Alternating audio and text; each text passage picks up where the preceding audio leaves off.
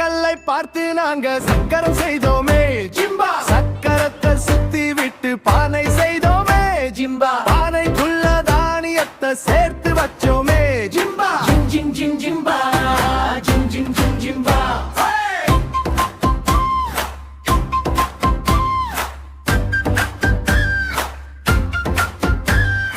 வேட்டையாட கவர்மையான